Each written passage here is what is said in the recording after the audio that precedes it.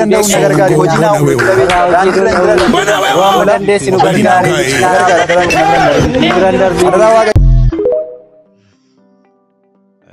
hundumaa takka ta'e namni maqaa isaa waaman jiru hin jiru. Ergaan qabaa ergaa kana daayirektii obboleessa koo Firaa'ol Itichaatiif na qaqqabsiisa. Firaa'ol eessa jirta? Firaa'ol eessa jirta? Nagaa dhamtee takkam.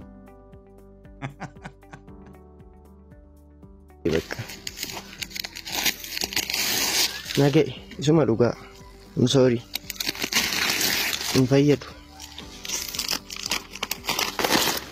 Nan guba fataa jedheen gubaa. Soba nagarre isin wajjinis ta'ee hin beeku. Garuu warri musliimas warri ortodoksiis wanti isin hubachuu qabdanii kun dhimma dhuunfaa kootiiti. Ammas ta'anii jecha tokko nan jedha.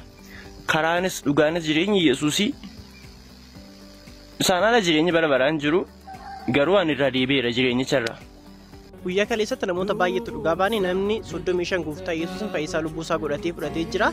Guyyaa irraa immoo nama 5,795tti dhugaa baanee namni 30 gooftaa Yesuusin fayyisaa lubbuusaa godhatee fudhatee jira. Peenxeen afaaniin haasawaa jechuudha baay'ee hojiidhaan agarsiisa. Gooftaan baay'ee nu gargaare nu galateeffadhaadha. Akkaawuntii kanuma foloo gochaa nu jajjabeessaa warra dhugaa baanu kallattii kana nu gargaaradha. Gooftaan sana eebbisu eebbifama. Nama kanadha egaa kan gidduu kana wangeela kukutee gubee kun nam fayyadu namni nam fayyadu waaqayyo callisee nama laala namni callisee nama laala wangeelli kun callisee nama laala. Shalom qulqulloota ashamaa akkam jirtu nagaaf jaalalli waaqayyoo bakka jirtan hundumaatti isiniif haa baay'atu. Kun YouTube channel Boonsaa Addisuu Guuteetii haaraa yoo taatan subscribe gochuudhaan maatii keenyatti dabalamaa. Viidiyoowwan nuti yeroo yerootti gadhiisnu dafanii akka isin ga'aniif mallattoo beelii banaa gochuu hin dagatinaa. Arras viidiyoo reakshinii kan biraatiin deebinee dhufnee jirra. Viidiyoo keenya darbee keessatti gaaffii macaafa qulqulluu tokko isin gaafannee turre hedduun keessan argattaniitu ulfaadhaa galatoomaa jennaa. Gaaffii macaafa qulqulluu sunii macaafa qulqulluu keessatti jalqaba gooftaa Yesuus Kiristoosiin kan gane ergamoota keessaatii jechuudha. Kan isa gani eenyudha jedhaa hedduun keessanii kaan Phexros jettan kaan Yihudaa jettanii deebiin isaa inni sirriin gooftaa keenya Yesuus Kiristoosiin kan jalqaba gane Yihudaadha. Arras gaaffii macaafa qulqulluu kan biraa ta'u qabannee dhufne jirra. Innis akkas jedha.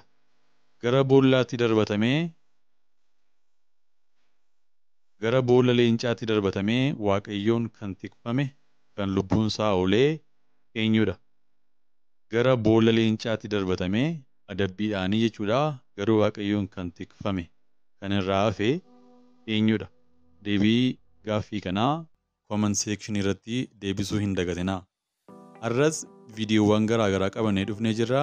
Viidiyoowwan kunneenis kan nuti irraa barannu, kan nuti bashannannuu fi ija macaafa qulqulluutiin immoo deebii itti kenninu ta'a.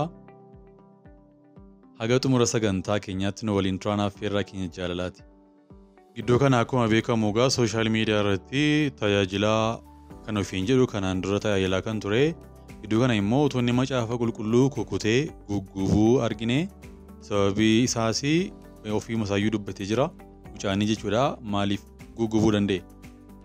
Akkasumas immoo tajaajilaan kun kanaan dura tajaajilaa akka ture dhugaa baasa akka ture karaa irra olii gaddeemee gooftaa Yesuus Kiristoosiin dhugaa ba'aa akka ture dubbata. Garuu sababii inni macaafa kana guggubeef macaafa kana kukkutee abiddatti qabsiiseef maalidha? Mee waliin haa ilaallu.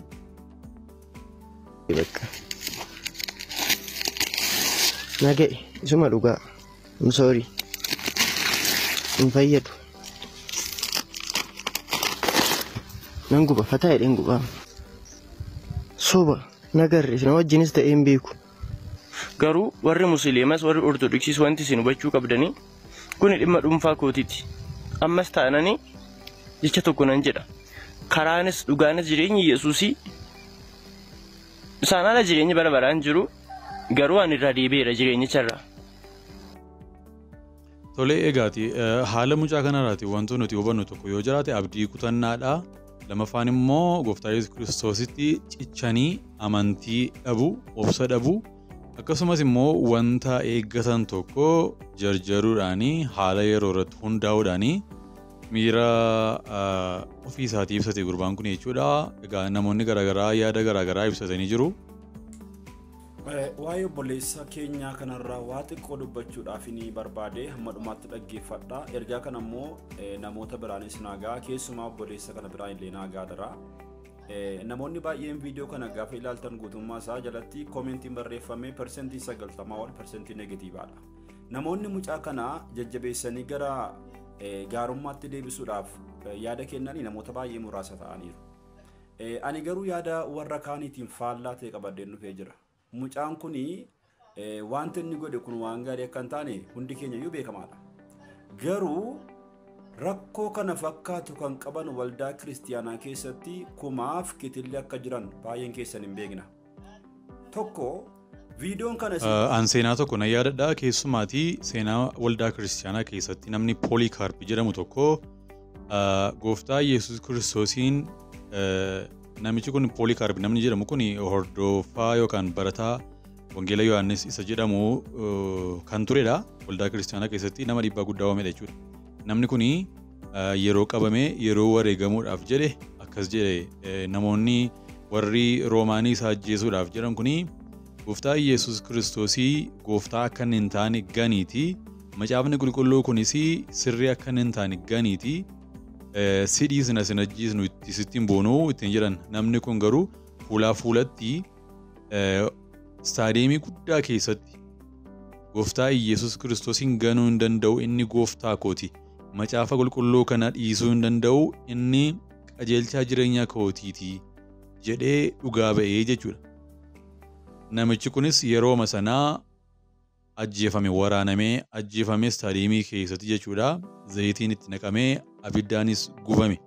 Dhiigi isaas achitti dhangala'ee wangeelaafis achitti wareegamee jechuudha. Egaan waldaan kiristiyaanaas nama kana bara baraan kabajaa jiraatti jechuudha. Maaliifin kana dubbadhee paabliikii irratti wangeela kukutuuni sagaleen kun nan fayyadu jechuun akka yaada kootiitti Waaqayyoon ganuudha, gooftaa Yesuus Kiristoosiin ganuudha, sagalee amantii kanas tuffachiisuudha jechuudha. Namni wanta yaade gochuu danda'a. Waaqayyoos aariisaa dafee nama irratti mul'isuu dhiisuu danda'a. Garuu kun ifaaf ifatti keessumaatii warra wangeela kanaan morman, warra wangeela kana hin jaallanne, warra wangeelli kun akka badu godhanii fi isaaniif gammachuu guddaadha. Nuuf immoo akka waan inni waldaa kiristiyaanaa ganeetti, akka waan inni sagalee kana ganeetti, akka waan inni gooftaa Yesuus Kiristoosiin ganeetti fudhannaa jechuudha. Namni kun qalbii jijjiirrachuu qabaa, deebi'ee gara waldaattis deebi'ee barachuu qabaa, yeroo itti of ilaalu fudhachuu qaba jechuudha. Kun akka salphaatti yookaan wanta salphaa ta'ee bira darbamu miti. Waldaan namni kun keessa jiru akkanatti mucaa kana gorfachuu qabu, deebifachuu qabu jechuudha yoo deebi'eef. Guyyaa kaleessatti namoota baay'eetu dhugaa baane namni 35 gooftaa Yesuusin fayyisaa lubbuu isaa godhatee fudhatee jira. Guyyaa irraa immoo nama 5,795 tti dhugaa baane namni 30 gooftaa Yesuusin fayyisaa lubbuu isaa godhatee fudhatee jira. Peenxeen afaaniin haasawaa jechuudha baay'ee hojiidhaan agarsiisa. Gooftaan baay'ee nu gargaare nu galateeffadhaadha. Akkaawuntii kanuma foloo gochaa nu jajjabeessaa warra dhugaa baanu kallattii kana nu gargaaradha. Gooftaan sin eebbisu eebbifama. Nama kanadha egaa kan gidduu kana wangeela kukutee gubee kun nam fayyadu namni nam fayyadu waaqayyo callisee nama laala namni callisee nama laala wangeelli kun callisee nama laala kan jechaa ture jechuudha. Egaa maal jechuuf jedheeni hundumtii keenya iyyuu iddoo jirutti amantii keessa jirutti of ilaaluu qabna jechuun barbaada.